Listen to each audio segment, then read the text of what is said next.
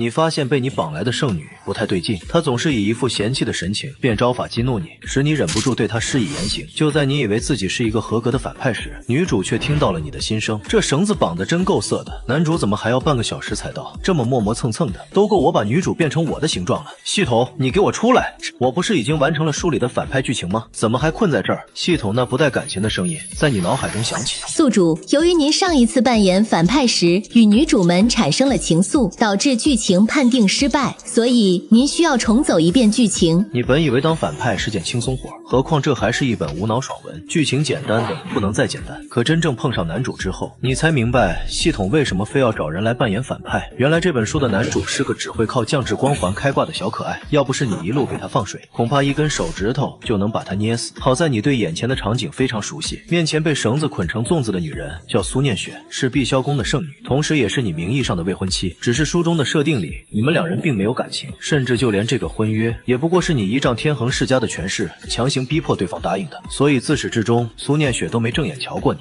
你回想着这段剧情，你看到苏念雪和男主江逸晨眉来眼去，一怒之下决定给苏念雪下药，打算生米煮成熟饭。后续剧情用脚趾头都猜得到，男主从天而降，英雄救美，女主经此一事芳心暗许。只不过当你真切地看着床上的女人时，心中却泛起一阵燥热。如果我不松手，等江逸晨赶过来的时候，苏念雪都已经吃饱了。正在拼命挣扎的苏念雪顿时愣住了，因为她清清楚楚地看到，在你头顶上方浮现出一个气泡框，里面的文字让她感到既荒谬又羞耻。但眼下的处境容不得她多想，此刻你已经起身朝她走来，她拼命挣扎想要逃开，可捆仙索牢牢束缚着她的身体，更何况她体内还有神仙醉的药力在发作，只是稍微动了几下就已经汗流浃背，浑身黏糊糊的全是汗水。苏念雪仿佛已经预见了自己的下场，那张绝美的脸上缓缓划过2道泪痕，看着哭得梨花带雨的女主，你不禁陷入了沉思。上一世有这画面吗？而且这妹子实在太不懂男人了，如果她只是默默躺在那里，我或许还不会有什么反应，可这么一副欲拒还迎的样子，哪个男人顶得住啊？可恶的男主怎么还不来？再不来我就真的要动手了。再次看到你头顶气泡的苏念雪浑身一颤，大大的眼睛里写满了疑惑，这女的能不能别扭来扭去？她就不知道自己这样子很诱惑吗？苏念雪脸色一阵错愕，她下意识低头看了看自己的姿势，这才发现自己只顾着挣扎，却压根没注意到身体的曲线早就对着你展露无遗。虽然有衣服遮挡，但汗水已经把衣料粘贴在身上，真是造孽，可惜了。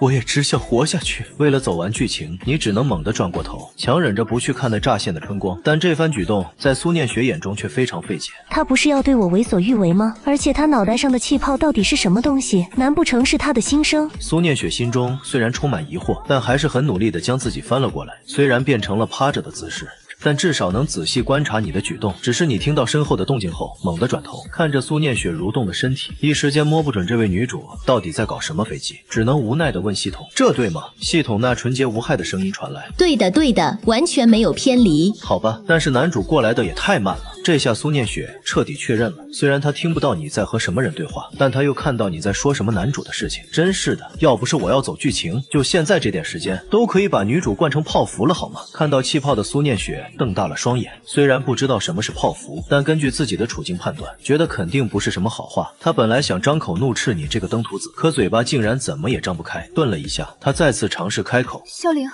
你放了我好不好？”声音发出来之后，他自己先愣住了。怎么现在可以说话了？闻言，你转过身，看着因挣扎而姿势凌乱趴在床上的女主，然后在苏念雪疑惑的目光中，伸手托起她的下巴，将她扶了起来。我告诉你，你是我的未婚妻，活是我的人，死是我的鬼。这妹子真是的，趴着不累吗？你用这个姿势来诱惑我，我真的很难把持得住啊。听到你心中的想法，苏念雪脑中思绪纷飞。所以他说的这么霸道，就只是为了让自己不那么难受。不过正常男人看着这种姿势，确实也忍不了吧。他下意识从上往下审视了一遍面前的男人，然后冷不丁冒出一句：“你不会是不行吧？”此话一出，房间内陷入了漫长的沉默。随后，他便看到了你头顶那震耳欲聋的咆哮气泡。他这是在挑衅啊！发现自己说错话的苏念雪，脸色也变得有些尴尬。但再怎么说，自己也不过是个未经人事的少女，而且用这么侮辱性的挑衅，就算你本来没想法，恐怕也会忍不住了吧。宿主，请冷静，一旦你把他办了，会立立刻被判定任务失败，到时候你就回不去了。听到这话，你顿时停下了手上的动作，不过还是抬起苏念雪的下巴，仔细端详着她的脸。作为角色榜上排得上号的美人，五官确实相当清冷出众，只不过现在看上去不像什么冰山美人，反倒像是在撒娇的女朋友。可惜了，只是办了她任务就会失败，不然我早就下手了好吗？虽然不能将她就地正法，但是这么挑衅我，可不能就这么算了。系统，我不能深入交流，但我能用一些激怒对方的手法吧，比如说夺走对方的初吻。之前你不是说有人爱上我才导致任务失败吗？现在他的初吻被我夺走的话，是绝对不可能会爱上我的。有一说一，确实可行。得到系统许可，你果断低下头亲了上去。苏念雪瞬间瞪大了眼睛，她下意识想要挣扎，但身上有捆仙索的束缚，再加上体内神仙醉的药力作用，她只能任由你为所欲为。难道自己就要在这里被糟蹋了？正当她这么想的时候，你却已经松开了她，只不过脸上挂着反派得逞的笑容。你没有想到吧？夺走你初吻的人不是江逸晨，而是我。苏念雪微微愣住，她以为你会有更过分的举动，但就这，苏念雪躺在床上，目光呆滞了一瞬，随后涌上的是无尽的愤怒。太折磨人了！她刚刚好不容易才把体内那股躁动压制下去，你这一波操作又把那些躁动全部勾了起来，而且比之前更加猛烈。关键是你亲完之后就撒手不管了。混蛋，登徒子！苏念雪咬牙切齿，心里想大喊一句：你能不能把服务做到位，一条龙给我做完？但这话她死也不敢说出来，毕竟女孩子还是要面子的。而看到苏念雪的表情，你心中简直狂喜，这女的现在的表情恨不得把我生吞活剥。很显然，她已经把我当成死敌了，日后要对我出手肯定不会留情。想到这里，你嘴角已经有些压制不住上扬的弧度，你伸手用手指勾起苏念雪的下巴，摆出自认为最到位的反派模样，双手一边象征性的在苏念雪身上游走，一边展现出痴汉般的表情，这气味真是让人欲罢不能啊！苏念雪惊慌的闭上了眼睛，然而就在她以为你会进一步对她为所欲为的时候，你却又缩了回去。苏念雪感觉自己快疯了。萧凌，你这个混蛋！为了让自己更符合反派的人设，你顺手揽住了苏念雪的细腰，你就是喊破喉咙也不会有人来救你。只是这个有些暧昧的动作让苏念雪有了能触碰到你的距离，随后她发出一声嘤咛，整个人瘫软在你的胸口上。系统，这女的怎么有点不对劲？对的对的，她可能是太累了。好吧，那我再抱一会儿。说实话还挺软的，虽然你很疑惑苏念雪的状态，但还是按照反派的人设用手搂住了她的腰。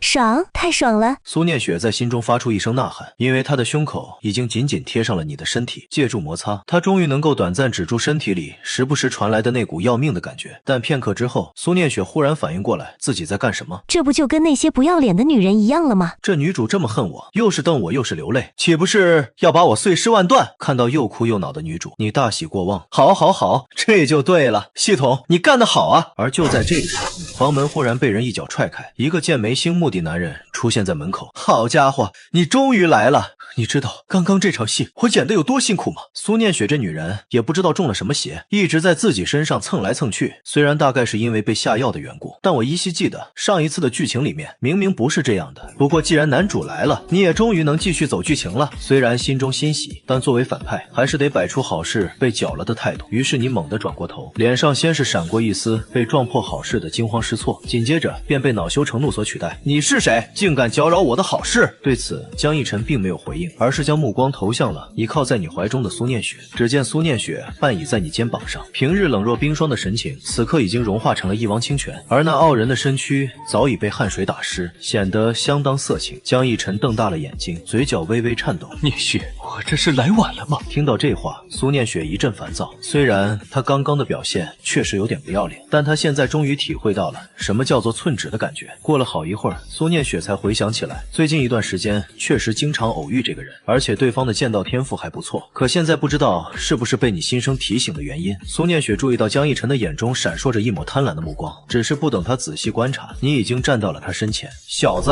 我问你话呢！你的声音再次响起，还带着不容置疑的威严。闻言，江逸晨微微侧身，露出身后门外的场景，是你之前安排的那些手下，不过现在已经全部躺在了地上。出手这么狠辣的吗？俺寻思这些狗腿也没嘲讽他。等下，你在绕什么呢？在你身后看到气泡的苏念雪这才注意到，江逸晨不知道什么时候已经慢慢挪到了你的侧面。你费这么大半天功夫，就为了偷窥苏念雪，至于吗，哥们儿？你现在把她救出去，想怎么看就怎么看。看到这行气泡的苏念雪也是一愣，她这才意识到江逸晨正用一种极其猥琐的眼神打量着她。江逸晨找到一个自认为绝佳的位置后，这才慢悠悠走了过来，嘴角扬起一抹邪魅狂狷的弧度。我是谁不重要，重要的是你做了什么。天恒世家的公子不过是蝼蚁罢了。好尴尬，看着你脑袋上的气泡框，苏念雪认同的点了点头。确实好尴尬，他脚趾都快扣出3室一厅了。这人知不知道我现在能轻松秒杀他？紧接着冒出的这一条新气泡，瞬间让苏念雪愣住了，因为在他的印象里，你就是一个依靠家族势力横行的纨绔。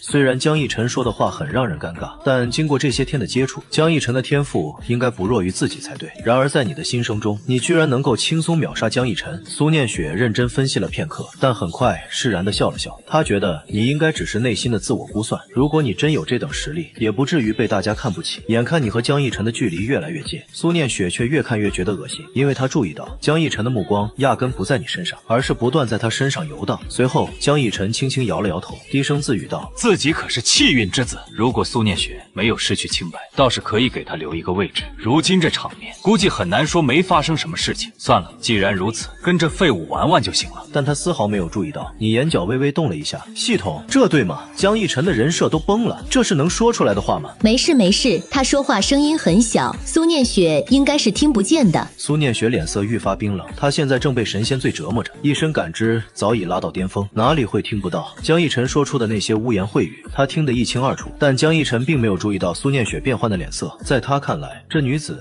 日常就是这副冰冷模样，所以现在这样子很正常。很好，没有逃跑，反而是向我走过来了吗？江逸晨摩拳擦掌，看来你门外那些小弟并没有让你得到应有的教训，不过是一个不知道哪里来的毛头小子。你也冷笑着迎上前去，单凭你这修为，难道就能抵挡得了我的攻击？等下动手的时候我得轻一点，不然怕是要把这个男主打坏。在苏念雪的注视下，两人越走越近。你眼看时机差不多了，冷哼一声，看来你还不知道自己究竟得罪了谁，你可知道得罪我的后果？修仙者本就逆天而行，我命由我不由天，更何况是你这废物！江逸晨大喝一声，目光锁定在你身上，眼中闪过一道金光。现在你已经站在他的攻击距离之内，而你似乎还没有意识到这一点。虽然双方修为有着差距，但他拥有能在短时间内爆发的秘法，只要偷袭得手，未必不能全身而退。一瞬间，江逸晨用尽全身力气轰出一拳，拳头裹着猛烈的真气，瞬间落在你的胸口。下一秒，什么也没有发生。苏念雪也错愕地看向你头顶冒出的咆哮心声。完了，我忘了这小子有增加攻击距离的技巧。整个房间仿佛被按下了暂停键，空气都凝固了，就连苏念雪也一时间愣住了。江逸晨那一拳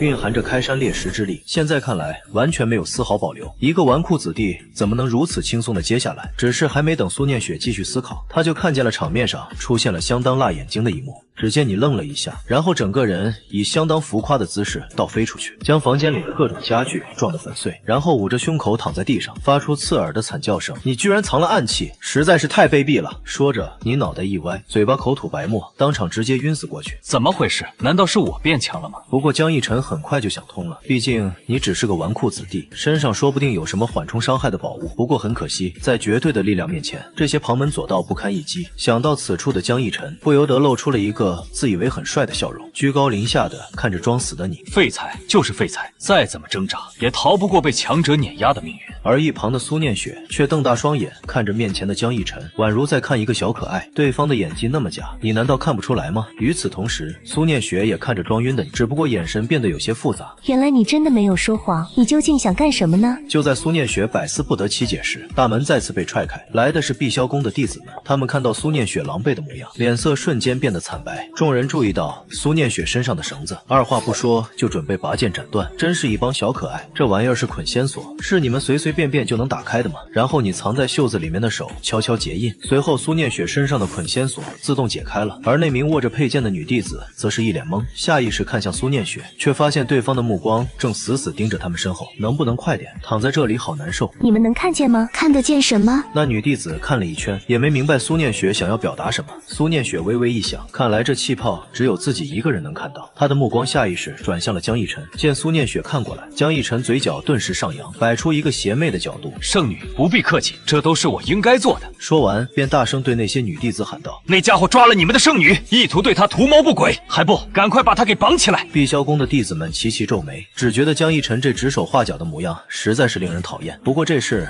毕竟涉及圣女的名誉，所以他们只能朝你走去。这件事恐怕有些误会。弟子们看着躺在在地上的你，再看看指手画脚的江逸晨，忽然有人心中闪过一个惊奇的想法，指着江逸晨说道：不会是你这小子打伤了圣女的朋友，还企图对圣女不轨，看到我们进来就倒打一耙吧？此话一出，就连你这个始作俑者都忍不住在心里为这名弟子的脑洞鼓掌。少女好脑洞，不过从后续的发展来看，这说的好像也没啥毛病。毕竟按照正常发展，这江逸晨会借口解毒什么的，对苏念雪毛手毛脚。苏念雪看到你头顶的气泡，对江逸晨的厌恶又加深了几分。眼见苏念雪不做辩解，弟子们自然就把情况理解成了那样。江逸晨彻底绷不住了，连忙开口辩解：明明是你们圣女给我传音求救，真不是我做的。见此，苏念雪连忙摇头：我明明是给师尊传音，又怎会传给你？你爹看江逸晨天赋异禀，自作主张拦住你师尊，然后让江逸晨过来救人了呗。系统，你确定剧情没变化吗？按道理来说，苏念雪的师尊不应该会通知弟子过来才对吧？对的对的，你之前看的小说里剧情是江逸晨没迟到，所以才没遇上。听到系统的答复，你悬着的心总算放了下来。只不过苏念雪的话让在场的一众弟子疑惑起来，直到他们仔细看向躺在地上的你，才反应过来，这不是天恒世家的萧公子，圣女的未婚夫吗？此事怕是有些误会。苏念雪开口了：我是想来跟萧凌谈谈婚约的事情。说到这里，苏念雪脸色一红，她这辈子没怎么撒过谎，但为了弄清楚你头上那神秘气泡矿的秘密，她不得不暂时把你留下。只不过在其他人眼里，这脸红的意思可就完全不一样了。而本应按照剧本救人，享受苏念雪青睐的江逸晨，脸上却露出了不可置信的神情。你是不是被他威胁了？你说句话。杜公子，我不知道你是不是误会了什么，但这件事不是你想的那么简单。随后苏念雪冷着脸对身边的人说道：走吧，我还有其他事情要处理。毕竟体内还残留着神仙醉的药力，他得赶回宗门解毒。门外的弟子们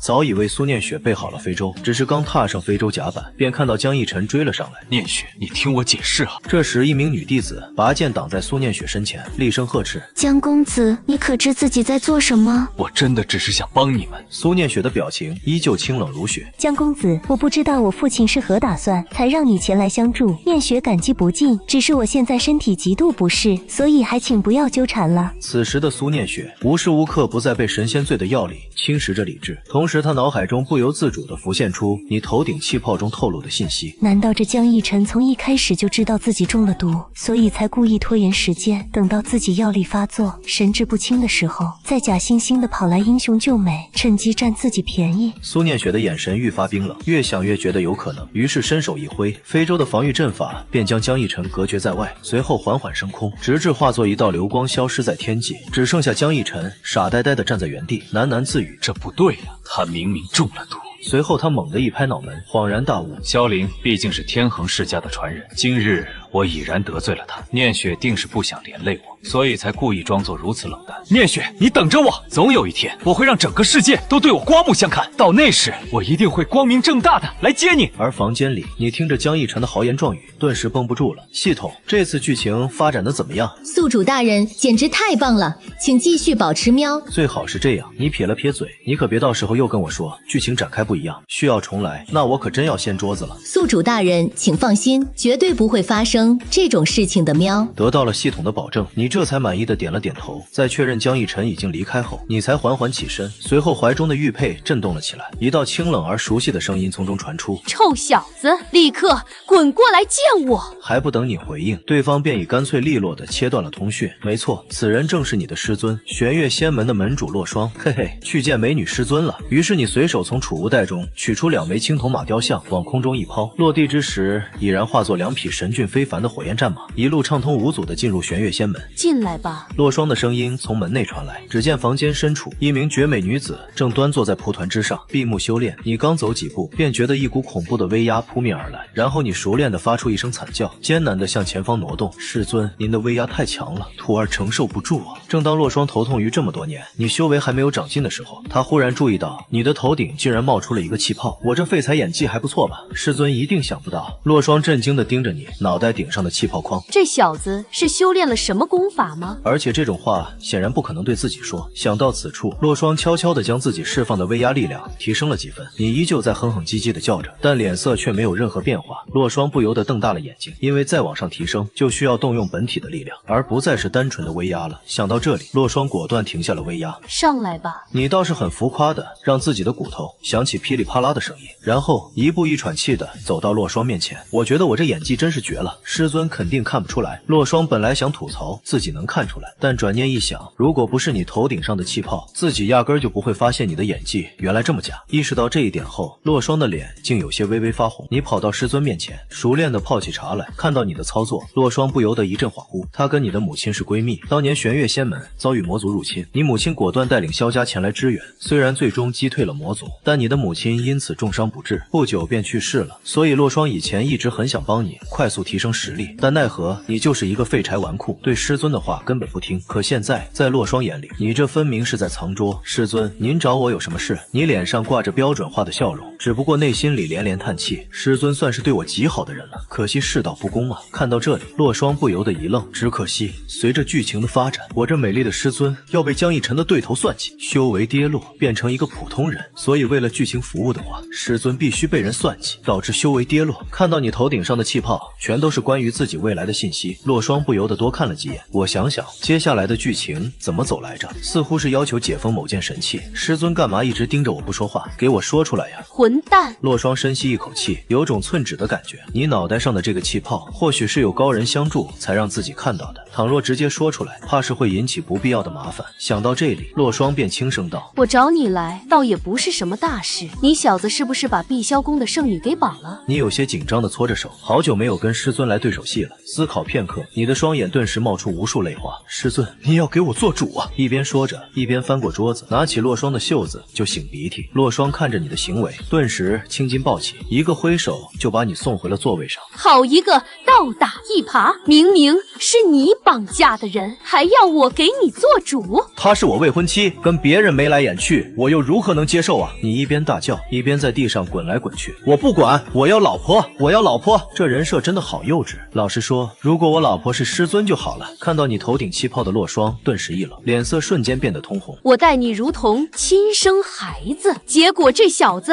居然对自己有想法。师尊多好，香香软软的，这玉足要是裹上黑丝，不知道有多少男人会喜欢。虽然不知道黑丝是什么，但洛霜此刻只觉得自己脑袋要冒烟了。自从他进入至尊境界这么多年，从没有人敢跟他说这种大逆不道的话，但偏偏眼前的是故人的孩子，所以一时间也没什么好的办法，只能略微头疼的对你说：“你先起来，我们好好说。”你猛地从地上弹射起来，然后惊疑不定的看着洛霜：“你是谁？你把我师尊藏到哪里去了？按照惯例，现在不应该是师尊把我关禁闭才对吗？他好温柔，我好怕。”洛霜看到这气泡，整个人都气笑了，于是你大叫着朝洛霜扑去：“妖精，还我师尊！”下一秒，一个手刀直接将你拍在地上。不愧是师尊，手好软啊！嘿嘿嘿，等一下，这是什么玩意？你看向远处一个黑暗的角落，在那里放着一个让你有些眼熟的物件。只见那椭圆形的东西上写着几个大字：紫星流影。紧接着你就觉得脑壳一阵发懵，猛地抬头环视四周，空荡荡的房间里只有自己和师尊，而师尊正优雅地坐在茶桌旁喝茶。你揉了揉脑袋，总觉得有哪里不太对劲。师尊，我刚才好像在地上看到什么东西闪了一下。被发现秘密的洛霜却是眼皮都没抬一下，声音清冷地说：“你看错了。”是，师尊您说的对，我一定是看错了。可话还没说出口，就被师尊冰冷的眼神制止了。难道真是我眼花了？可是师尊这清冷孤傲的人设，怎么可能会有那种羞人的小玩意？一定是错觉。不过话说回来，师尊这身材真是有料，而且还如此大方，直接就那么搁在桌上，不怕被人瞧了去。也可能是修炼太累了，需要放松一下吧。洛霜本来还想保持一副淡定的姿态，但一看到你的心声，就再也无法维持那副云淡风轻的模样了。而且什么东西搁在桌子上，待他下意识低头一看，才发现为了掩饰刚才的窘态，自己已经将整个身子微微前倾，而那饱满的曲线毫无保留地压在了茶桌之上。此刻洛霜只觉得一股热血直冲头顶，整张脸瞬间长得通红，慌忙用手遮挡，同时假装镇定地转移话题：“你和苏念雪的婚事也快到了，你可知你这次的行动会带来什么后果？”你当然知道这件事儿会引来苏念雪的仇恨，但自己可是个帅气又迷人的反派，所以必须要专一，要痴情，然后被气运之子狠狠打脸，成为主角崛起之路上的垫脚石。想到这里，你的情绪已经酝酿到了顶点，于是猛地抬起头，眼中仿仿佛燃烧着熊熊火焰，一副受了天大委屈的模样。师尊，像我这样的绝世好男人，要什么样的女人没有？那你干嘛要缠着人家不放？我不甘心，他知不知道，他拒绝的是一个天恒世家继承人的爱。同时，你的头顶也冒出了一段段新生气泡，这种羞耻的台词，我现在简直是信手拈来，看得洛霜额头青筋直跳，顿时有种想一巴掌把你拍死的冲动。但一想到刚才你提到的剧情，他却不得不耐着性子跟你劝解。我知道你或许有自己的苦衷。他站起身，轻轻拍了拍你的肩膀，语重心长地说：如果你真喜欢一个女孩子，那就要学会如何去爱她，而不是一味的强迫她做不愿做的事情。没想到师尊平时看起来冷冰冰的，内心竟然如此柔软。女人啊，你知不知道我已经爱上你了？可我必须按照剧情走，要不是为了保密，我真想直接把江逸晨做掉。看着你头顶浮现的气泡，洛霜不由得眉头紧锁。以你现在的身份地位，这世上还有什么能够威胁你的事情？难道这气泡背后还有什么惊天阴谋？不过现在没有任何情报，不能轻举妄动。你看着师尊皱起的眉头，还以为是他觉得自己做的不对，心中不免有些忐忑。只见洛霜轻轻叹了口气：你最近给我安分点，碧霄宫那边我会替你去周旋。说完，随意的挥了挥手，示意你可以离开了。于是你装模作样的激动跳起来，想给师尊一个大大的拥抱，却被洛霜一脸嫌弃的按住脸，丢了出去。待你离开后，洛霜回想着你新生框里透露的种种信息，下一刻取出一枚玉牌，通知手下查万寿宗之前发现的那件神器到底是什么来历，还有他们有没有暗中接触过可疑人物，最后再把最近那个风头正盛的江逸晨给我好好查查。与此同时，碧霄宫圣女寝宫内，苏念雪正烦躁地躺在床上翻来覆去。虽然在师尊的帮助下，体内的神仙罪已经被解除了，但那毕竟是世家出品的顶级药物，药效虽然轻了，对身体的影响却不是一时半会儿能消除的，只能靠日常慢慢调理。想到自己沦落到这种境地，脑海里就浮现出你那张可恶的脸，还有你头顶那更可恶的气泡框。他随手抓起一个抱枕，狠狠地揉捏着，仿佛那就是你本人。在发泄了一番之后，苏念雪也开始回想你头顶气泡中蕴含的信息。从你准确预测到江逸晨的行动之后，他就不再质疑那些气泡的准确性了。但是按照你的说法，他身处的这个世界岂不是像话本小说一样？难道自己的命运真的是命中注定的？想到这里，苏念雪不禁感到一阵毛骨悚然。不过有一点他觉得已经改变了，之前没有你的提醒，他根本察觉不到江逸晨的狼子野心。现在他不仅目睹了江逸晨猥琐的一面，还亲耳听到了他那些不堪入耳的话。这样的江逸晨，他又怎么可能喜欢得起来？苏念雪紧紧抱着玩偶，咬牙切齿地说：我苏念雪发誓，自己绝对不可能爱上江逸晨。说完，下一刻脑海里又浮现出你的脸，想起你对自己做的那些事，脸颊不由得浮上一抹羞红。当然，我也绝对不会喜欢你，萧林这个大混蛋。你来到碧霄宫的山门前，思索了片刻，按照原作的剧情，你今天上门是要为上次绑架苏念雪的事儿来道歉，但真正要做的是把苏念雪气得七窍生烟，然后引出气运之子江逸晨，被他狠狠揍上一顿。经过上次任务成功后系统奖励的修为，你已经从金丹突破到了大成境界，但还是得配合江逸晨演戏，主动去挨打。想到这，你不禁有些头疼。然而正当你准备开口时，两道鬼魅的身影已经站在了你身后，你的侍卫各自捧着一束鲜花以及一枚闪耀的储物戒指迎了上来。少主，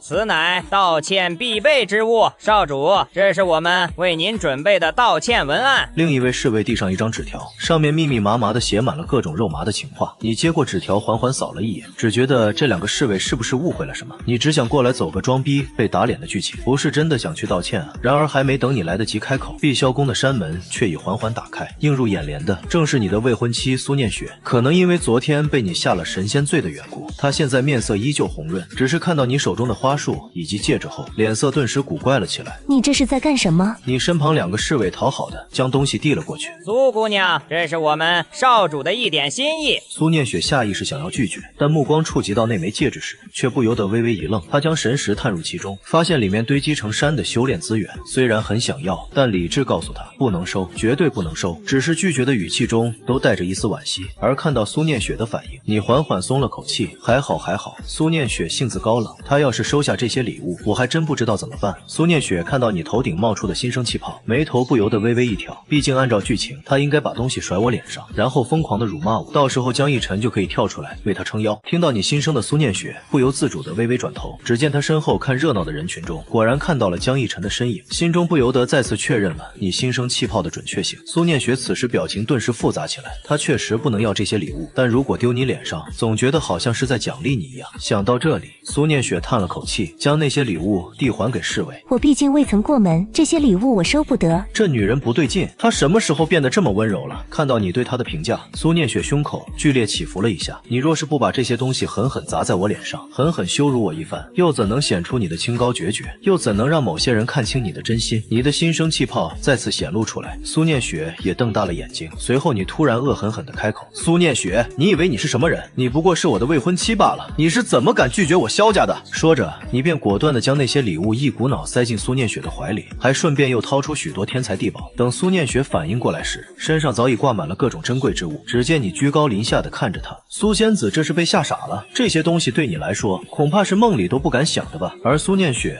则捧着手中的一座小钟，震惊不已，那分明是传说中的道器玄黄钟，而身上的其他宝物每一件都足以引起修真界的震动。正当苏念雪失神的时候，江逸晨忽然从人群中跳了出来。萧凌，你凭借着萧家的权势就可以如此羞辱聂雪吗？江逸晨每一个字都仿佛裹挟着凛然正气，只是看着身上挂满了眼花缭乱宝物的苏念雪，却一阵无语。如果这么多天才地宝都算羞辱，那恐怕世间女子都愿意被这样羞辱。而你看到江逸晨现身，大喜过望，总算来了，再不来我都快绷不住了。江逸晨，昨日你打伤我还未与你清算，今天你竟然敢送上门来。说着，你朝身旁的侍卫使了个眼色，我只需要静静地看着他被揍，然后等待苏念雪出手阻止，接下来才是恼羞成怒被偷袭，顺便被暴打一顿。因为按照原剧情，此刻的苏念雪很心疼江逸晨，从而出手阻止了你。然而你等了又等，却始终不见苏念雪有任何动作，她只是安静地站在那里。这女人怎么回事？怎么还不动手？不会是我给的礼物太多，她宕机了吧？你的心声气泡一个个浮现在苏念雪眼前，只是她看着那些气泡，心中一阵无语。现在的她已经看清了江逸晨的真面目，所以才不会管江逸晨的死活，而且那家伙还想利用自己来坑害你。随后她看着你脑袋上的心声，心中突然冒出了一个奇异的想法：如果我不按照剧情走，你该当如何？而另一旁，江逸晨正被你的侍卫打得节节败退，朝苏念雪投去求救的目光。聂雪，救我！只是苏念雪仍旧无动于衷。你眼见江逸晨伤痕累累，心中却越发焦急。不对劲，这剧情完全不对劲。苏念雪怎么还不阻止我？我得赶快想办法让苏念雪出手才行。只见你大手一挥，制止了侍卫的攻击，居高临下的看着江逸晨。不过本公子可以给你一个机会，只要你跪下来向我低头认错，并且发誓永远不再纠缠苏念雪，我便饶你一命。这句话一出口，在场所有人都被你嚣张的模样给惊住了，而江逸晨更是气得浑身发抖，眼中充满了屈辱与不甘，咬牙切齿地说道：你休想！那既然如此，你就去死吧！说着，你抬手凝聚一团灵力，就要朝江逸晨的天灵盖拍去。这一掌我当然不会真的拍下去，我只是想吓唬吓唬他，逼苏念雪出手。就在手掌即将落下的千钧一发之际，苏念雪终于开口了：等一下！你立刻收手转身，脸上却装出一副愤怒的表情。你竟敢为了这个废物与我作对！然而还没等苏念雪再次开口，你就粗暴地打断了他。你果然对这个废物余情未了。说着，你再次抬手想要攻击，可就在千钧一发之际，江逸晨出手了。紧接着，你整个人倒飞了出去，总算把这段剧情给圆过去了。接下来就该是苏念雪安慰江逸晨，然后两人感情升温的戏码。为了装得更像一点，你故意躺在地上，口中鲜血吐了4、5秒都没停下来。只是你的侍卫见你受伤，就想对江逸晨再次出手。就在这时，天空中传来一声怒喝，正是苏念雪的父亲苏恒渊。紧接着，他只用一个眼神，便让你的2个侍卫重伤倒地，你却躺在地上，口中兀自噗噗地吐着血。这才是经典的反派被打脸剧情啊！被女主的长辈狠狠教训，然后灰溜溜地逃走，简直完美。你强忍着身上的剧痛，望向漂浮在头顶上方的苏恒渊，眼神中充满了不甘。但是能听到你心声的苏念雪却一阵无语，明明被打得这么惨，竟然还是一副乐在其中的模样。而且自己的父亲不可能看不出你赠送的那些宝物的价值，可他还是选择为江逸晨出头，这说明自己的父亲一定知道江逸晨的身份。苏念雪猛然惊觉，自己只不过是父亲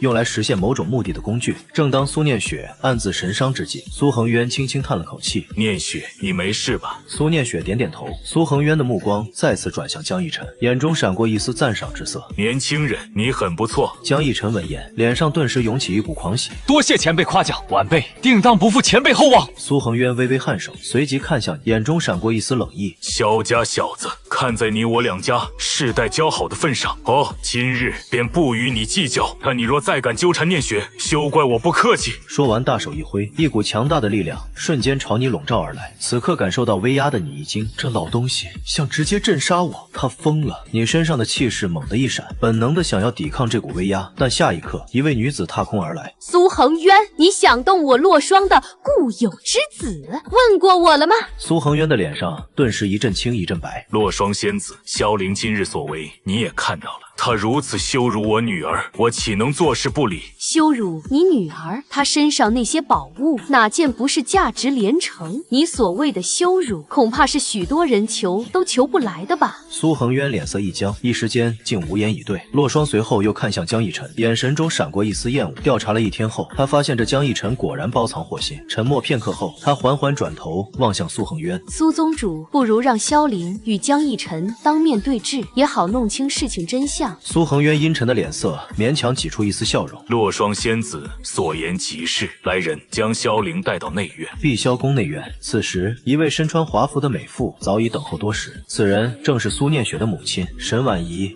这么一个好女人，竟然被苏恒渊这个老渣男给糟蹋了。更可气的是，在上一世，江逸晨这混蛋竟然还对苏念雪的母亲有非分之想。此时，你的心声一个个浮现在沈婉仪眼前。沈婉仪先是一愣，随后发现你的嘴角并没有动。这萧凌脑袋顶上是什么东西？好像只有我才能看见，别人似乎都看不见的样子。下一刻，苏恒渊等人到齐。江逸晨，你口口声声说萧凌给念雪下药，绑架了念雪，可有证据？回禀宗主，弟子手中有确凿证据。随后，江逸晨从储物袋中取出几张纸，苏恒渊一脸阴沉地接过纸张，上面写着苏念雪近期的行程以及医师的诊断证明，这些都证明苏念雪中毒的时间和症状全都发生在昨天。江逸晨再次开口，这些证据确凿无疑，足以证明萧凌的罪行。不是我没有给念雪下药，也没有绑架她，是江逸晨他陷害我。然而此刻，两个女人看到你头顶的气泡框，都是一阵古怪。这家伙明明知道江逸晨有证据，为何还要走这龙潭虎穴？正当众人疑惑之际，江逸晨又掏出了几样东西，分别是迷药以及你写给苏念雪的信。苏恒渊接过查看了一番，脸色顿时铁青。萧凌，你还有什么话要说？等一下，苏念雪突然出声，女儿觉得这件事有些蹊跷。江逸晨只是一个普通的内门弟子，为何能如此详细的得知我的行程和诊断记录？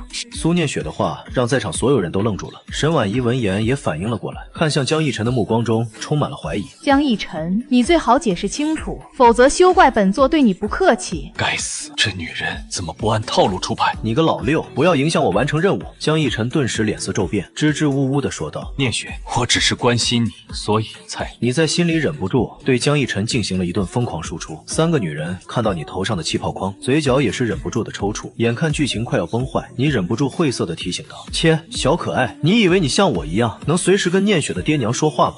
苏恒渊闻言并未立即回应，而是陷入了沉思，随后望向你说道：此事本座确已暗中调查，而且女儿啊，你忘了你曾经传音给你的师尊。终于圆回来了。系统，现在的剧情怎么样？老大威武喵，剧情分毫不差喵。你嘴角勾起微妙的弧度，还好我反应够快。此时江逸晨眼见你罪名坐实，心中顿时狂喜不已，走到苏恒渊面前，恭敬地说道：宗主，萧凌此等恶行传出去，不仅会损害苏师姐名声，更会严重影响我们两大宗门的声誉。依弟子之见，不如直接解除他俩的婚约，划清界限。正当苏恒渊要答应时，苏念雪却突然出声阻止。父亲，此事若是传出去，女儿的名节岂不是尽毁？日后我还如何在修真界立足？既然萧凌已经道歉，女儿愿意给他一个证明自己的机会，萧凌必须拿出足够的诚意，让我看到他的决心，否则婚约依旧解除。苏念雪此言一出，全场哗然。你瞪大了眼睛看着苏念雪，这女人疯了吧？这么好的退婚机会竟然不用，难不成真的喜欢上我了？苏念雪看着你浮现出来的一个个气泡，嘴角勾起了一抹弧度。想甩开老娘没那么容易。念雪，你所谓的诚意是什么？女儿还没想好，不过为了让她表示诚意，就让她住在咱们碧霄宫吧，也好方便女儿照顾她。念雪，此事万万不可。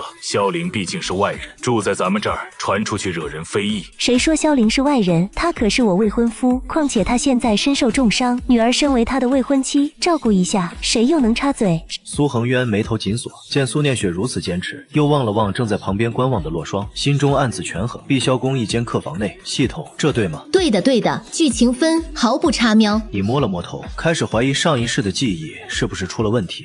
不过系统都说没问题，那也只能暂时放下心中的疑虑。就在这时，房门突然被人推开，苏念雪缓缓向你走来，俯下身子凑到你耳边。你不是说要向我道歉吗？那就让我看看你的诚意到底有多大吧。他的声音仿佛带着某种魔力，让你的心跳不由自主地加快了几分。不是，这破路也能开？看到你的心声，苏念雪羞愤欲绝。萧凌，你脑子里都在想什么乱七八糟的？于是他本能地伸出手，想捏住你的脸颊，可一想到母亲沈婉仪还在身后看着，顿时收回了手。罢了，你不是口口声声说要道歉，展示诚意吗？那从现在开始，我要你成为我的贴身侍从，日日夜夜伺候我。你闻言双眼顿时瞪大，日日夜夜伺候。没想到苏念雪平日冷若冰霜，私底下竟如此反差。不过若我没有记错，她之所以变成这副冷冰冰的模样，乃是因为苏恒渊那个老家伙对母女二人根本不闻不问，漠不关心。苏念雪为了保护母亲，才收起原本的性情，戴上了冰冷的面具，保护自己。你的心声如同一颗重磅炸弹，在母女二人心中引爆。起初他们本来还想斥责你这个登徒子，但随着你心声的不断深入，沈婉仪的神情逐渐复杂起来。她回想起过往的种种，心中对苏念雪的愧疚更甚。下一刻，你的声音再次响起：念雪，你说的伺候未免也太宽了，能不能具体一些？万一你心血来潮，让我给你去端屎盆子，那我岂不是亏大了？苏念雪心中疯狂咆哮：我早已辟谷了，根本不会拉那种东西。一旁的沈婉仪见状，连忙开口劝解：念雪，你就别为难他了。萧凌他毕竟身受重伤，随后还向你投来一个我懂你的眼神。不是吧，丈母娘，你这眼神我真看不懂啊。好吧，既然母亲都这么说了，那你晚上来我房间帮我按摩吧。当日晚上，你敲了敲门，苏念雪把你拉了进来。你先帮我揉揉肩，捶捶腿吧。随后便将那一双玉足轻轻放在了你的手上。嘿嘿，这腿我能玩1年。说起来，我若是没有记错，它似乎是先天寒冰血脉，但此等体质，每逢无月之日，体内寒气便会凝结不散，修为越高，这种痛苦便越发剧烈。我之前学了一套掌法，或许可以帮他解决这个问题。苏念雪心头一震，不敢相信自己的耳朵，而下一秒，你便轻轻握住了苏念雪的玉足。苏念雪此刻只觉得面颊滚烫，脑门上都快浮现出蒸汽了，下意识地踢了你一脚：别动，你能不能别捣乱了？可恶的女人！看到你的心声，苏念雪顿时安分了下来。好了，接下来就要稍微猛烈一点。一瞬间，一股力量从足下的穴位涌入她的体内。哼，萧凌，慢点，这可不能慢。念雪，你坚持一下。说话间，你的力量全部发动。下一秒，一阵剧痛袭来，苏念雪的身体都变得紧绷，但很快她就感觉到了身体的变化，寒冰血脉在体内凝结的暗伤，在这一刻被冲散。随着你的动作，体内多余的力量迅速在丹田之中聚集起来，似有突破之意。下一刻，窗外忽然传来一阵声音：萧凌，你不会再对念雪做什么坏事吧？江逸晨从房门外跳了进来，被这一打断，苏念雪体内的力量顿时紊乱起来，经脉中传来撕裂般的剧痛。一直在隔壁吃瓜的沈婉仪探查到女儿的情况，一个闪身来到房间，对着江逸晨厉声吼道：什么人敢擅闯我女儿的闺房？阿姨，我看清是江逸晨的面容后，沈婉仪脸上的愤怒更盛。若非顾及到你还在为苏念雪疗伤，她早已忍不住出手了。而你见状，没有丝毫犹豫，将苏念雪体内紊乱的灵力全都引导到自己体内，再将自己的灵力填充到苏念雪干涸的经脉之中。一股温暖而强大的灵力涌入她的体内，如春雨般滋润着她干涸的经脉，让她忍不住发出一声低吟。这声音传入江逸晨耳中，他顿时脸色惨白，死死地盯着你们二人。阿姨，你怎么能纵容他们做这种事情？沈婉仪脸色一寒：什么叫这种事情？你给我说清楚点。苏念雪冷冷地开口：我明明是拜托萧凌帮我医治身体，怎么到你嘴边就变成什么龌龊事了？江逸晨死死盯着苏念雪：医治身体会发出这种声音。然而他不知道的是，他这眼神反而让苏念雪和沈婉仪更加看清了他的真面目。而你就算听到了那声低吟，依然面不改色地认真为苏念雪疗伤。苏念雪冷冷开口：江逸晨，你未免管得也太宽了，真让人恶心。念雪，我都是为了你好，我是怕你被萧凌这个小人欺骗，他可是个十恶不赦的反派。沈婉仪厉声道：明明是你擅闯念雪闺房，还敢出言不逊，污蔑萧凌，扰乱念雪血疗伤，你这也叫为了念雪好？从此以后，我不想再见到你。江逸晨听后，身体猛地一颤，眼神中充满了绝望。与此同时，你站在一旁一脸懵，这剧情不对呀！系统，你出来解释一下。这对呀，老大，没什么毛病。你瞪大眼睛，这叫没什么毛病？女主都快讨厌死江逸晨了。此时系统叽里咕噜说了一堆，所以你是说，在原作剧情中，我关闭了情感感知，所以才不知道男女主经常为了我吵架。没错，喵。虽然剧情走向稍微偏了一点点，但绝对还在正常的轨迹中。老大放心，喵。你狐疑地打量着系统，下一刻胸口突然痛了起来，扯到胸口的伤了。你的心声一冒出来，两个女人的脸色顿时一变。苏念雪看向江逸晨的目光愈发冰冷。怎么还不走？要我们请你离开吗？你可别忘了，萧凌这一身伤是谁造成的？我走，不过你们可别后悔。说完，他便转身逃离了房间。见江逸晨走后，沈婉仪提醒道：好了，念雪，萧凌刚刚帮你要按摩也累了，我们先让他去休息吧。苏念雪先是一愣，随后点点头，从储物袋中掏出一瓶疗伤丹药递给你。萧凌，你先休息，我今晚去客房住。看着两人离开的背影，你下意识挠了挠头。这按照原作剧情来说，他们现在不是应该对我相当厌恶吗？碧霄宫深处，沈婉仪携苏念雪推门而入。师尊。听到苏念雪的声音，林寒烟缓缓睁开双眼，此人正是苏念雪的师尊。看到沈婉仪后，林寒烟脸色多了几分意外。夫人，这事是萧凌做的。林寒烟闻言，脸色骤然一变。哼，那小子又欺负念雪了。两人听到这话，顿时连连摇头。不是这样的。随后便将事情的始末原原本本的说给林寒烟听。这萧凌竟有此等本事！一道灵气探入苏念雪体内，刹那间林寒烟美眸圆睁，只见苏念雪一身冰霜灵气，经脉已不像从前那样紊乱。念雪，你的体质已经完善了，只需要将体内的烈火炼化，就能平衡功法的缺陷。我的图啊，大道之路对你而言已是一片坦途。林寒烟的话让苏念雪心神激荡，那张绝美的脸庞再也无法维持平日的冷淡。这么多年来，她被寒冰血脉折磨得痛不欲生，竟然被你轻描淡写的解决了。第二天，你的房间内，苏念雪一把拉着你的手就往外走。现在马上跟我走。我们要去哪儿？别指望我给你端屎端尿啊！苏念雪咬牙切齿的回应。我带你去见我师尊，他有些事情想问你。原作有这段吗？有的，不过按照原作剧情，你是重伤状态，他师父是主动上门来给你种下寒冰印记的。苏念雪推开修炼室大门，林寒烟看向你。小子，你欺负我家念雪，虽然你师父很强，即使是我也不是他的对手，但你是不是应该给我一个交代？来了，我就知道这女人要来对我种下寒冰印记。下一刻，门外传来一个清冷的声音：我的徒儿做事还需要给其他人交代。洛霜的身影缓缓浮现出来，师尊怎么会在这里？不好，剧情又要崩坏了。看到那条新冒出的新生，洛霜的气势顿时一僵。崩坏？如果剧情偏离了，你就会被迫重新开始吗？紧接着，洛霜脑海里想起了你之前新生中提到的各种各样的追杀。你究竟经历了多少次死亡，才会变得如今这副神经兮兮的模样？想到这里，洛霜瞬间收敛了那恐怖的气场。林寒烟连忙缓和道：洛霜道友说笑了，我不过是见萧公子天赋异禀，又与念雪有些误会，想关心一二罢了。也好，既然林道友如此盛情，那便麻烦你了。林寒烟嘴角微微上扬，眼中闪过一丝不易察觉的狡黠。洛霜道友客气了，萧公子请放松身心，我这就为你检查检查。你僵硬地站在原地，但心中满是兴奋。来吧，要被狠狠种下印记了。洛霜死死盯着你的心声，心中却如同被万千钢针穿刺，痛得无法呼吸。下一刻，林寒烟的手伸了过来，一瞬间，一股寒意迅速蔓延全身。好冷，这就是寒冰印记的力量吗？果然痛苦。然而你不知道的是，林寒烟种下的并非寒冰印记，而是九幽印记。九幽印记的力量远比寒冰印记强大得多，但若能承受住这股力量，根骨和天赋都会得到质的飞跃。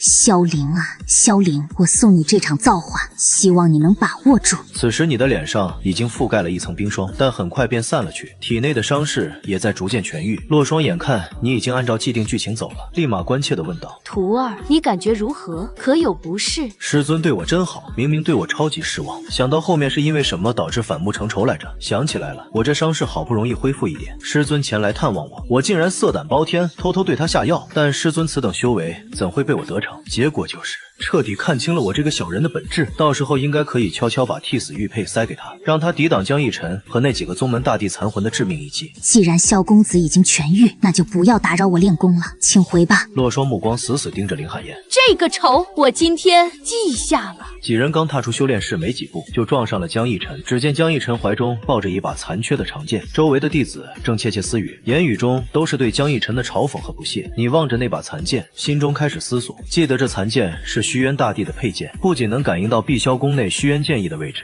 还能将其炼化成为江逸尘自身的力量。上一世江逸尘就是靠此剑一步步成就无敌之路。洛霜和苏念雪看到你的心声，顿时一惊，两人都在暗暗盘算着怎么获得这把残剑。就在几人各怀心思之际，江逸尘已经走到面前，他的目光在苏念雪身上停留。念雪，昨天晚上是我不好，我给你赔礼道歉。话还没说完，目光便落在苏念雪身旁的洛霜身上，眼睛猛地一亮。这位是？此时江逸尘目光灼热地盯着洛霜，洛霜和苏念雪看着江逸尘那副模样，心中一阵恶心。你一个闪身站到两人面前，嘴角勾起一抹嘲讽的弧度，抱着一把破铜烂铁也敢来这儿招摇，也不掂量掂量自己几斤几两。江逸尘闻言，眼中闪过阴冷的光芒，几乎忍不住就要出手。与此同时，江逸尘的戒指中传来阵阵怪笑，真是个有眼无珠的蠢货，竟然连这柄剑的来历都不知道。小子，别被这跳梁小丑坏了心境。江逸尘深吸一口气，那是自然，强的是人，不是兵器。像你这种纨绔子弟，是永远不会懂这个道理的。好小子，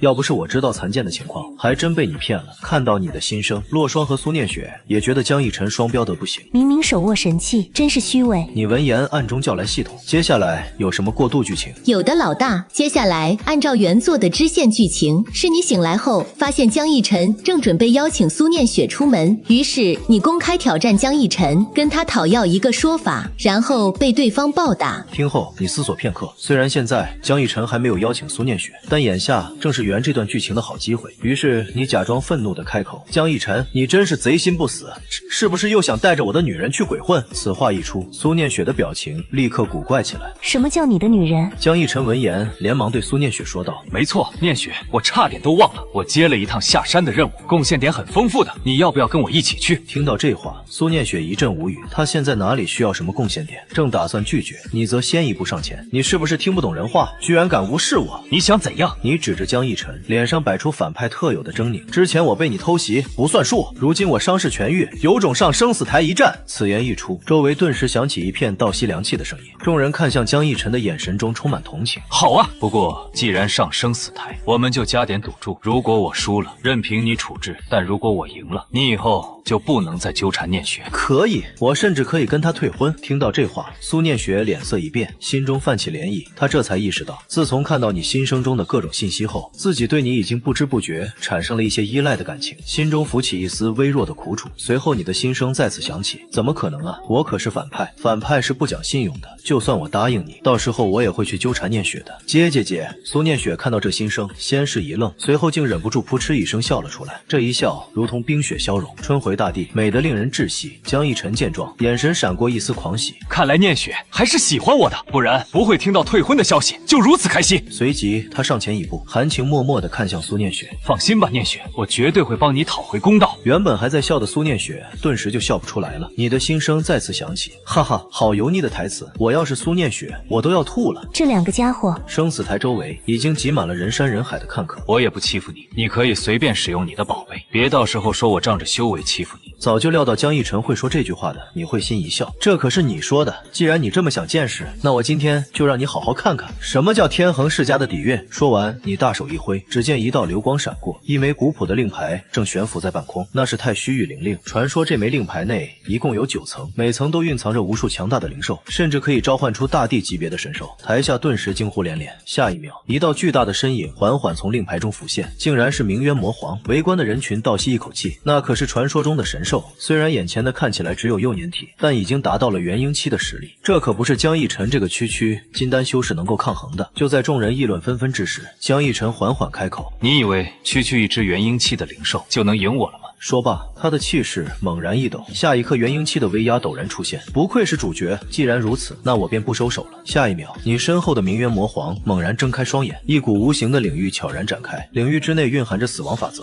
仿佛能吞噬一切生机。江逸晨体内的灵力运转顿时变得缓慢起来，仿佛被一双无形的大手给束缚住了。这是什么鬼东西？戒指中的声音再次响起，这是对方灵宠的领域，你必须尽快脱离这片领域，否则后果不堪设想。江逸晨闻言拼命催动体内灵气，但还是无法挣脱这股束缚。我觉得你认真的吗？随着你的心声冒出，场面上的江逸晨怒吼一声，竟然开始燃烧精血，强行提升自己的力量。我就知道你这小子除了装逼什么都不会。你在心中惨叫，还记得在上一世也是这样，你只是略微出手就已经把江逸晨逼入了极限。苏念雪见状更是扑哧一笑，之前被你绑架的时候，你也是类似的窘境，于是你果断让明渊魔皇收起领域。与此同时，江逸晨大吼一声，给我破！正当他即将点燃精血出招时，你已然跟着灵兽喷着血倒飞出去，即使拼尽全力也无法战胜了。你究竟是什么人？江逸晨错愕地看着躺在地上的你，我还没出手啊！此时你已经躺在地上，鲜血跟不要钱似的从口中狂喷而出。在台上观望的苏恒渊冷笑道，我就知道这种货色根本不是江逸晨的对手，不愧是本座看上的弟子，果然有几分大帝之姿。此时的沈婉仪像看傻子一样看向旁边的苏恒渊，萧凌的演技都这么夸张了，你们居然看不出来？江逸晨居高临下的盯着你，眼神中闪过一丝杀意，但还是在残魂的劝说下忍了下来。就这点实力，你不觉得你已经把萧家的脸丢尽了吗？那你可能就误会我们萧家了。我爹当年年轻的时候，甚至会在我爷爷悟道时把悟道树砍了，害他老人家走火入魔。而且我爹还酷爱女装，差点被称为媚花宗宗主。就我这还不算丢脸的。三个女人看到你新生的一瞬间，身体忍不住的颤抖起来，想笑但又不能笑出来。苏念雪憋得浑身颤抖，眼角甚至还挂了几滴泪珠。看啊，念雪都觉得你是个废物。好家伙，看到我败了这么激动，很显然这娘们儿已经恨死我了。哈哈，昨天被我把玩狱卒的时候，心里就相当厌恶了吧？以后他砍死我的时候，一定会特别用力，特别爽快吧？哇哈哈！苏念雪原本是笑出了眼泪，在看到你新生的一刻，忽然觉得泪水止不住了。萧凌，你究竟是经历过多少痛苦，才会这么相似？一想到你前世的死亡，都是因为自己，一瞬间，内心升起了无限的愧疚。够了，江逸晨，住手！洛霜说罢，一个闪身把你带出了攻击范围。洛霜，我敬重你是前辈，但可别忘了，这里是碧霄宫。下一刻，洛霜归虚境的威压释放出来，周围的气氛瞬间凝固。苏宗主，你是在威胁我吗？苏恒渊强压下心中的惧意，至尊言重了，我只是就事论事。萧凌技不如人，还不允许别人说了。闻言，洛霜嘴角勾起一抹嘲讽的弧度。技不如人，既然苏宗主都这么说了，那么……随后缓缓抬起手指，遥遥指向碧霄宫。这一指蕴含着毁天灭地之威，刹那间天地变色，碧霄宫的护宗大阵发出阵阵嗡鸣，刺耳的声音让在场所有人心头狂跳，更有甚者已有吐血的迹象。苏宗主，如今我不过一指，你的宗门就要毁灭了，那我是不是也可以说技不如人？苏恒渊顿时全身发抖，就连那威压都坚持不住，扑哧一下跪在了地上。下一刻，洛霜带着你转身离去。刚回到房间内，系统熟悉的声音再次响起：恭喜老大完成剧情，剧情完成度高达98%，奖励地黄幡一面，修为暴涨100年喵。说罢，只见一杆漆黑如墨的地黄幡正缓缓旋转。好家伙，奖励居然是地黄幡！对了，系统，现在的剧情进行到哪里了？老大，该灌师尊久了喵。闻言，你果断掏出一把洋葱，狠狠揉搓双眼，一时间泪如泉涌。师尊，我不服啊！洛霜看着你头顶的新生，为了帮你推动剧情，也是配合的用一种冷漠的语气说道：你技不如人，有何不服？好家伙，师尊语气这么僵硬，想必对我已经失望透顶了。你的脸上流露出错愕和痛苦，颤抖的向前，紧紧抓住师尊的右手。师尊，你在说什么？你不是最疼爱我了吗？为何要这样对我呀？洛霜沉默不语，不知如何回应。绝情的话到了嘴边，仿佛像一把无形的刀抵在他的喉咙上。你看到洛霜这表情，再次开口：我知道了，师尊，你也是喜欢江逸晨那家伙的吧？你们都喜欢他。说到这儿，你嘴角勾起一抹自嘲的苦笑。我懂，毕竟我只是一个废柴纨绔，而江逸晨是那天命之子，我什么都懂。不过师尊，我好歹师徒一场，如今我心情不好，你能陪我喝一杯吗？说罢，从储物戒指中掏出一坛酒。洛霜看着那坛酒，瞬间联想到了你之前的心声，于是苦笑说道：“好，我陪你喝。”两人一同举起酒碗，可还没等洛霜吞下那酒液，就看到你的身体已经开始摇摇晃晃，仿佛随时都会倒下。洛霜见状，美眸中展露出疑惑的光芒，一时间不知道你在搞什么飞机。下一刻，你整个人就直挺挺地砸在了桌面上。这小家伙，难道自己不知道自己一杯就倒，根本不会喝酒的吗？洛霜转身把你扶到床上，盖好被子，正欲离开之时，他突然感觉自己的手被你轻轻牵住，低头一看，手腕上多了一枚温润的玉佩，散发着淡淡的光芒。师尊，对不起，我不是要故意气你的，你一定要好好活下去。洛霜见状愣了一下，才发现自己的眼眶不知道什么时候已经湿润了。第二天，你迷迷糊糊从床上醒来，只觉得头疼欲裂，胸口还有点沉沉的，仿佛有什么人抱着自己睡了一晚上一样。随后叫来系统，系统，这对吗？我记得昨天打算灌师尊酒的。对的对的，师尊都被你惹哭了，剧情发挥完美，再次奖励陨星剑和百年修为喵。卧槽，惹哭了！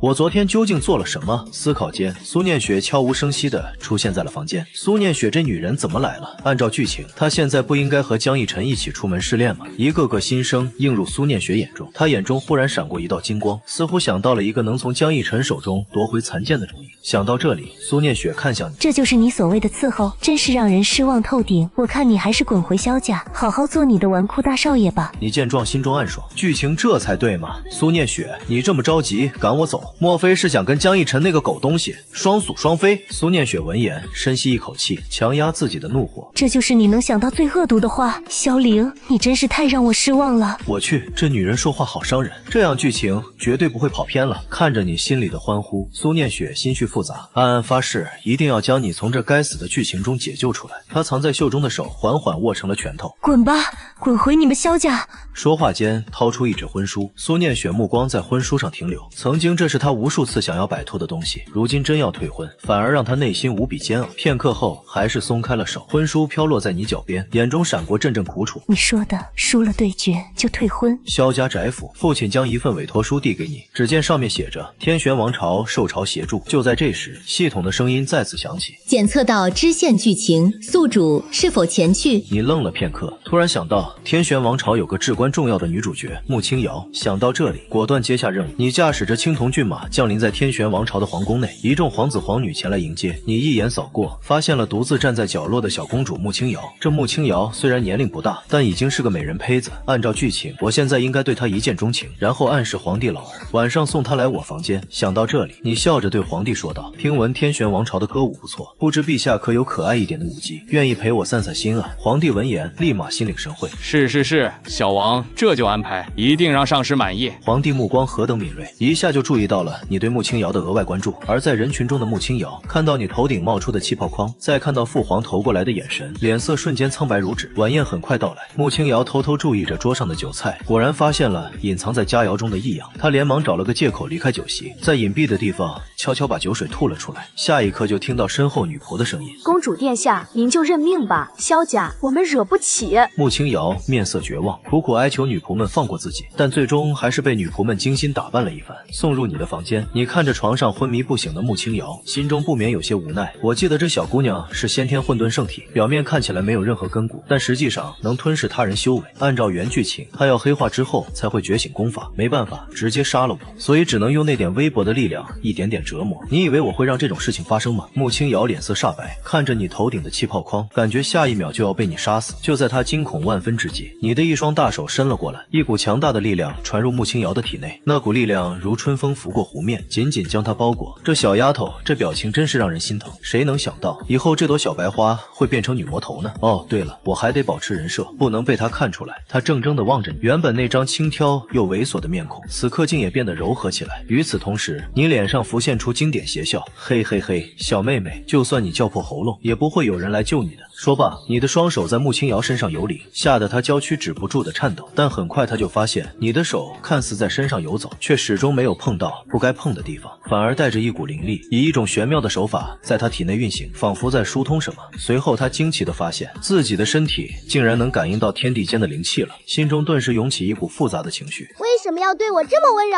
我只是个不受宠的公主啊！很好，好，经脉已经打通了，成就大帝之位指日可待。按照原作的剧情，我今晚差点就得手了，但忽然看到他身上有我大姑的信物，想到这，你神识一扫，果然发现在穆清瑶手腕上有一枚刻着萧长鸾独特标记的玉佩。你一道灵力扫荡过去，感受到攻击，一道虚影凭空出现在你面前，正是大姑萧长鸾。我去，你顿时一哆嗦，大姑，你怎么会跟这小姑娘认识？你指了指穆清瑶，我刚才只是想帮她擦擦汗。而萧长鸾的神识早已扫过穆清瑶的身体，发现这个无法修炼的小女孩体内竟然有微弱的灵气在缓缓流动，不用猜也知道这一定是你的杰作。眼看萧长鸾沉默不语，不愧是大姑，只是站在那里就已经将对一个人的失望表现得淋漓尽致，想必已经被我的操作震惊得无话可说了。看着你头顶的新生，萧长鸾确实沉默了，但是被你那奇葩的脑回路给弄无奈了。这孩子脑子里到底在想些什么乱七八糟的东西？此时穆清瑶也明白了一切，恐怕你说的都是真的，未来自己真的会杀死这位大哥哥。想到这里，穆清瑶的泪水再也忍不住了。好家伙，都委屈成这样了，看来以后非杀我不可了。随后萧长鸾递出一本功法，小清瑶，你受苦了，这本功法就当是我替小玲给你赔罪了，你能不能原谅这位哥哥？穆清瑶轻轻摇了摇头，看着你眼底的温柔，她明白你并不是要伤害她。完了，爽了，看来这丫头对我恨之入骨了。不过正事要紧，那个大姑啊，先告辞了。说罢，你直接一溜烟的跑走了。穆清瑶甚至都来不及开口挽留，看着你消失的身影，她轻声说道：我不怪哥哥。一切都在按照剧情推进，你站在万丈悬崖的边缘，身后是烈焰焚天的战场，脚下是深不见底的无尽深渊，风烈烈的吹过，掀起你染血的衣袍。这里是最终章，反派的落幕之地。按照原作剧情，你将在这里被江逸晨联合数位大帝残魂围攻，最终力竭坠崖，死无全尸。而你的死亡将成为江逸晨封神之路上最后一块垫脚石。系统剧情完成度多少了？99%。喵，只要老大完成最后这场戏，就可以回到原来的世界了。喵。你深吸一口气，望着远处缓缓逼近的江逸晨和他身后那些大帝残魂，嘴角勾起一抹释然的笑。终于要结束了，这一世你演得够辛苦了，挨的打够多了，吐的血够多了，受的委屈也够多了，但你心中清楚，每一次倒飞出去的浮夸姿势，每一口喷涌而出的鲜血，都是为了这一刻的完美落幕。萧凌，今日便是你的死期！江逸晨大喝一声，手中那柄虚渊残剑爆发出惊天剑意，数道大帝残魂同时出手，灭世般的力量朝你席卷而来。你闭上了眼睛，替死玉佩已经悄悄塞进了洛霜的储物袋里，那枚九幽印记也足以让苏念雪突破瓶颈。穆清瑶的经脉已经打通，日后定能走出自己的路。沈婉仪会照顾好苏念雪，所有人都安排好了。这一次，你终于可以安心的赴死了。然而，就在那毁天灭地的攻击即将落在你身上的一瞬间，一道冰蓝色的剑芒划破长空，硬生生将那股力量劈成两半。你猛地睁开眼睛，苏念雪一袭白衣，手持玄黄钟，凌空而立，她的寒冰血脉彻底觉醒，周身营造着凛冽的冰霜灵气，气势之强，竟已突破至归虚境。苏念雪，你疯了！这不是你的剧情！你心中疯狂咆哮，头顶的气泡框也随之炸裂开来。苏念雪看着那些气泡，嘴角勾起一抹弧度，带着倔强，带着心疼，也带着不容置疑的坚定。我说过，想甩开老娘没那么容易。下一刻，洛霜的身影从虚空中踏出，归虚境的威压如山岳般倾压而下。他手腕上带着那枚温润的玉佩，目光平静地望着你。臭小子，想死也不问问你师尊答不答应？不好，剧情要崩了！系统！你疯狂呼唤系统，但回应你的只有一阵漫长的沉默。紧接着，一道小小的身影从天际飞来，穆清瑶骑着一头新收服的灵兽，怀里抱着萧长鸾给他的功法典籍，眼眶红红的，却目光坚定。哥哥，我不会让你死的。沈婉仪也从碧霄宫方向赶来，手持法器，气息沉稳，站在了苏念雪身侧，林寒烟紧随其后，一身冰霜灵气，冷冷地看着江逸晨身后的那些大地残魂。5个女人齐齐挡在了你的身前。江逸晨的脸色彻底变了，他身后那些大地残魂也纷纷现出不安之色，因为眼前这些人的实力加在一起，已经远远超出了原作剧情的设定。这不可能，剧情不是这样的。戒指中的残魂惊恐地尖叫起来，你站在原地看着他们的背影，一时间竟说不出话来。系统，这还算在剧情轨迹里吗？沉默了许久的系统终于发出声音，但这一次他的语气不再是那副嬉皮笑脸的模样，而是前所未有的认真。宿主检测到多名关键角色同时脱离原定轨迹，剧情框架已无法维持，世界意志正在重构中。什么意思？意思是这个世界不再是一本书了喵。你愣住了。从苏念雪第一次看到你的心声开始，这个世界就已经在悄悄改变了，他们的每一个选择每一次违背剧情的举动，都在为这个世界注入真正的意志。当足够多的人选择了自己的命运，这个世界就不再需要剧本了。所以老大不用死了喵。系统顿了顿，声音里竟带着一丝哽咽。也不用再演了喵。你站在悬崖边上，风从深渊中吹上来，掀起你的发丝，眼前是5道挺拔的身影，身后是万丈深渊。你忽然笑了，不是反派得逞的邪笑，不是自嘲的苦笑，也不是演戏时那些浮夸的假笑，而是发自心底的真真正正的笑。苏念雪回过头来，看到你头顶最后浮现出一个气泡，原来被人护在身后的感觉是这样的。那个气泡缓缓上升，在阳光下折射出七彩的光芒，然后无声的碎裂，化作漫天星辰，消散在风中。从此以后，你头顶的气泡框再也没有出现过，因为你再也不需要隐藏自己的心声了。多年以后，天恒世家的后山上，你坐在一棵老槐树下泡茶，苏念雪坐在对面，手里把玩着那枚玄黄钟，嘴角带着淡淡的笑意。洛霜倚在树干上闭目养神，手腕上依旧带着那枚温润的玉佩。远处的院子里传来穆清瑶爽朗的笑声，他正和沈婉仪斗法，每次输了都赖皮不认。至于江逸晨，在失去气运之子的光环后，他那些借来的力量如潮水般退去，最终沦为了一个再普通不过的修士。没有人记得他的名字，也没有人在意他的去向。这个世界终于不再需要反派和主角了。茶香袅袅，岁月静好。你端起茶杯，轻轻抿了一口，然后看向对面的苏念雪，认认真真的说出了那句憋了很久的话：念雪，嫁给我吧，这次是真心的。苏念雪放下玄黄钟，那双清冷的眼眸中终于漾开了温柔的笑意。我以为你永远都不会亲口说出来。